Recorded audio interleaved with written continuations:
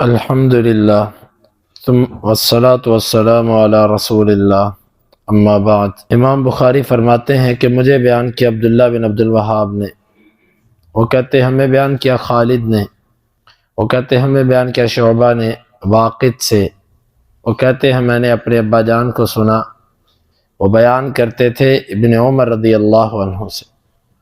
وہ ابو بکر صدیق رضی اللہ عنہ سے، قال وہ کہتے ہیں ارقبو محمدن فی اہل بیتہ، خیال کرو محمد صلی اللہ علیہ وسلم کا ان کے گھر والوں کے بارے میں۔ اس حدیث مبارک کے اندر اللہ کے نبی صلی اللہ علیہ وسلم کے گھر والوں سے مراد عبد المطلب کی اولاد ہے، آپ صلی اللہ علیہ وسلم کی بیٹی اور اسی طرح ان کے بچے حسن، حسین، ام کلثوم، محسن، جعفر کے بیٹے محمد، عون، عبداللہ، اور اسی طرح عقیل کے بیٹے مسلم بن عقیل، اور یعنی کہ اس سے مراد آپ کے چچاؤں کے بیٹے اور آپ کی اولاد یعنی کہ فاطمہ رضی اللہ عنہا، یا آپ کی جو بیٹیاں تھیں جس طرح کہ امامہ بنت زینب، زینب رضی اللہ عنہ کی بیٹی امامہ، جس سے بعد میں جو سیدنا علی رضی اللہ عنہ کے نکاح میں بھی آئیں بعد میں، تو وہ مراد ہے کہ ان کا خیال کرو، کیونکہ ان کے دو حق ہیں، ایک یہ اللہ کے نبی صلی اللہ علیہ وسلم کے قرابت دار ہیں، اور دوسرا حق یہ ہے کہ یہ مسلمان ہیں۔ تو یہ ابو بکر رضی اللہ عنہ کہا کرتے تھے کہ خیال کرو ان کا، ان کو اذیت نہ دو، ان کو تکلیف نہ دو، یہ مراد ہے۔ اگر نہ اس کا یہ معنی نہیں ہے کہ ہم ان کو یہ کہنا شروع کر دیں کہ جی یہ ابو بکر سے بھی افضل تھے، یہ عمر سے بھی افضل تھے، یا اس طرح کی باتیں جس کا ہمارے پاس ثبوت کوئی نہیں ہے، بے بنیاد باتیں، ایسے جھوٹے فضائل بیان کرنا، یہ اس کا معنی نہیں ہے۔ معنی اس کا یہ ہے کہ اللہ کے نبی صلی اللہ علیہ وسلم کے اہل کو،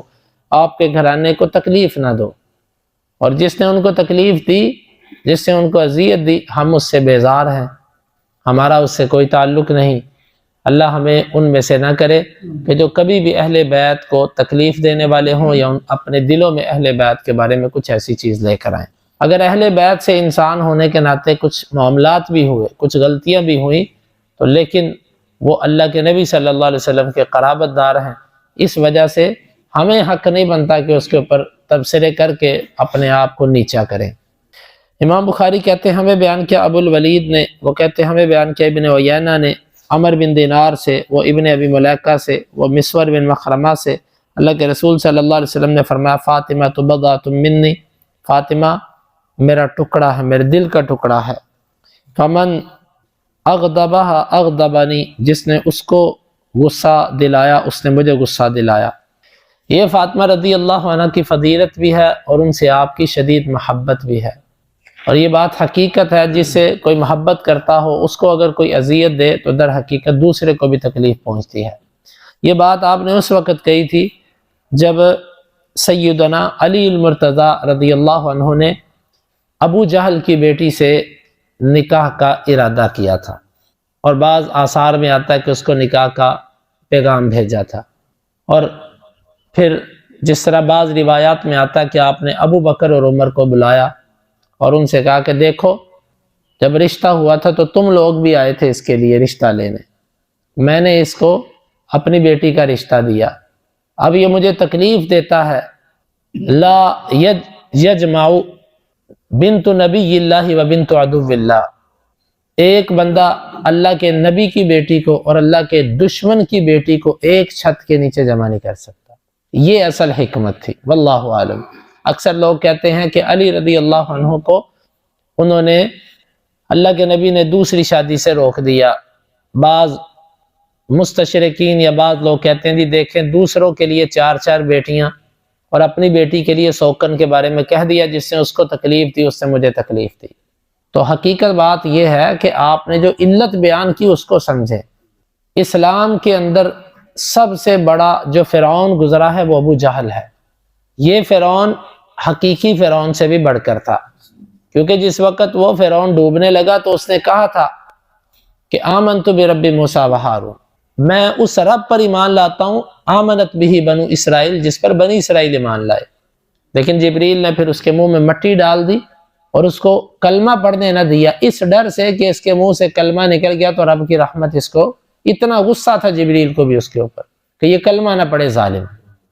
لیکن وہ رب کو مان گیا، کلمے پر آ گیا۔ لیکن یہ ابو جہل جو تھا، یہ فرعون جو تھا، یہ مرتے دم تک اس بات پر نہیں آیا، شدید تھا یہ۔ اللہ کے نبی صلی اللہ علیہ وسلم کو، حالانکہ اس کی بیٹی مسلمان ہو چکی تھی، لیکن اللہ کے نبی صلی اللہ علیہ وسلم کو بس یہ تھا، اور اس کا بیٹا اکرمہ بھی مسلمان تھا، اکرمہ بن ابی جہل، وہ بھی مسلمان ہو چکے تھے، لیکن آپ نے اس چیز کو ناپسند کیا کہ ایک بندے کے، اسی لیے اہل علم نے، فقہا نے یہ مسئلہ لکھا ہے، اللہ کے دین کا جو دشمن ہو بڑا شخص، اس کی بیٹی اور نبی کی بیٹی ایک گھر میں جمع نہیں ہو سکتی۔ آج بھی بعض اہل علم نے یہ بات لکھی ہے، اللہ کے نبی کے خاندان کی بچی اور اسلام کا دشمن جو ہوگا اس کی بیٹی موجودہ وقت میں بھی ایک بندے کے نکاح میں نہیں آ سکتی۔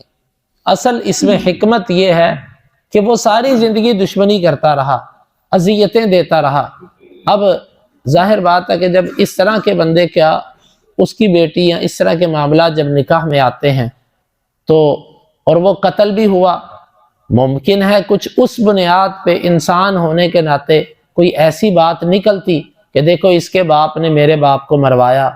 تو سوکن بازی میں کوئی ایسی چیز نکل آتی، واللہ عالم بالصواب۔ اللہ کے نبی صلی اللہ علیہ وسلم نے حکم دیا کہ یہ دو عورتیں، ایک اللہ کے نبی کی بیٹی، ایک اللہ کے دشمن کی بیٹی، ایک نکاح میں نہیں آ سکتی۔ اور دوسری بات یہ ہے، دوسرا نکاح جائز ہے،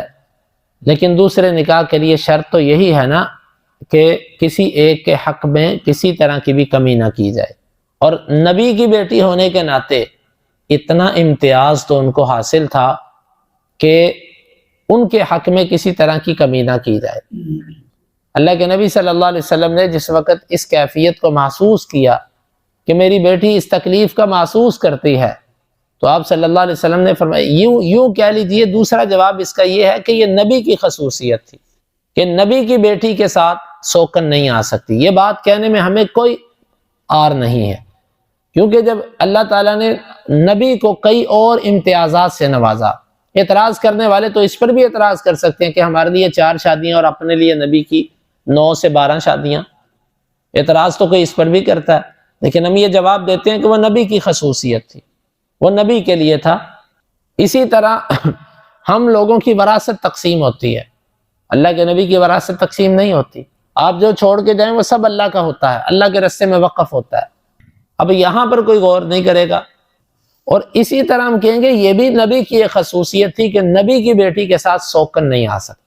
یہ صرف فاطمہ رضی اللہ عنہ کا اعزاز تھا، کیونکہ باقی 3 بیٹیاں تو آپ کی زندگی میں فوت ہو چکی تھی، یہی ایک باقی تھی، تو اس لیے آپ نے اس موقع پر یہ پیغام دیا کہ فاطمہ میرے دل کا ٹکڑا ہے،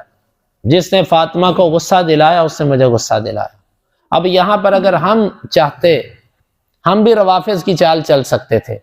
لیکن ہم علی رضی اللہ عنہ سے ایمان، ان سے محبت کو ایمان کہتے ہیں۔ مثلا ہم یہ کہہ سکتے تھے، دیکھو جی فاطمہ رضی اللہ عنہ کو غصہ آیا تو اللہ کے نبی نے یہ فرمایا تھا نا کہ جس نے فاطمہ کو غصہ دلایا اس نے مجھے غصہ دلایا، تو اس کا مطلب ہے علی نے فاطمہ کو غصہ دلایا اور علی نے نبی کو بھی غصہ دلایا، علی پھر نعوذ باللہ ایسا اور ایسا ہوا۔ یا ہم یہ بھی روافظ کی چال اگر چلتے تو ہم ایسا کہہ سکتے تھے کہ علی رضی اللہ عنہ فاطمہ کو ناراض کر کے مسجد میں چلے گئے اور مسجد میں جا کے سو گئے،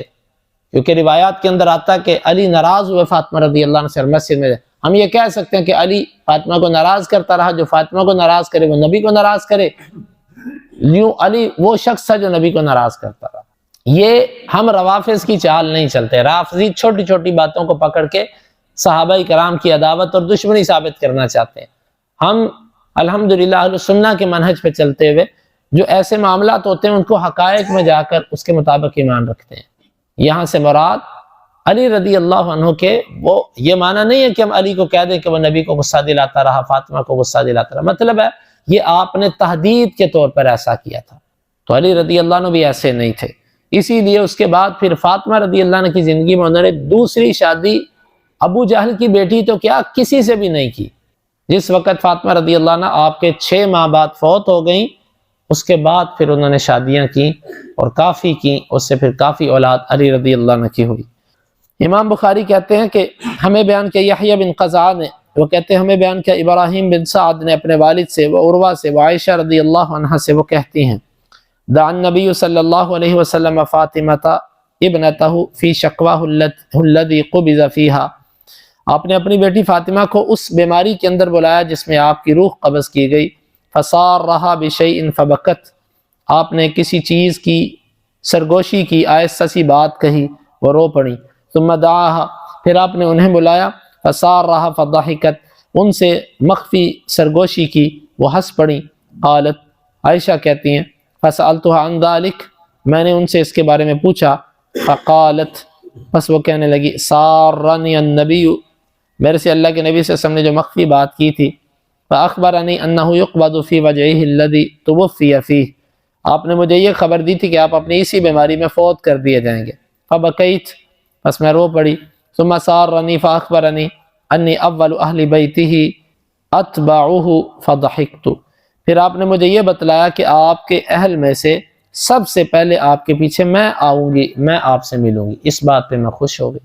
آپ اندازہ کریں یہ کیسی محبت تھی بیٹی کے اپنے باپ کے ساتھ، مثالی محبت ہے۔ جب یہ پتہ چلا کہ ابو جان فوت ہوں گے تو جدائی کی وجہ سے رو پڑی، لیکن جب یہ پتہ چلا کہ میں سب سے پہلے ملوں گی تو یہ یاد نہیں آیا کہ میں مروں گی، ہائے میں مر جاؤں گی، یہ یاد ہی نہیں آیا، اور یہ بات، اس بات کی خوشی ہوئی کہ میں اپنے ابا جان سے جا کر ملوں گی، ابا کے پاس چلی جاؤں گی، اس بات پہ خوش ہو گئی۔ یہی بات ہے کہ مومن کو رب کی ملاقات اور اسی طرح نیک لوگوں کا ساتھ، اللہم بالرفیق الاعلی، نیک لوگوں کا ساتھ اس کو اتنا خوش کرتا ہے کہ اس کے بدلے میں اس کو غم کا جو درد اور دکھ ہوتا ہے وہ اس کو بھول جاتا ہے۔ یہ فاطمہ رضی اللہ عنہ، اور یہ فاطمہ کی فضیلت ہے کہ آپ نے ان سے سرگوشی کی، وہ سرگوشی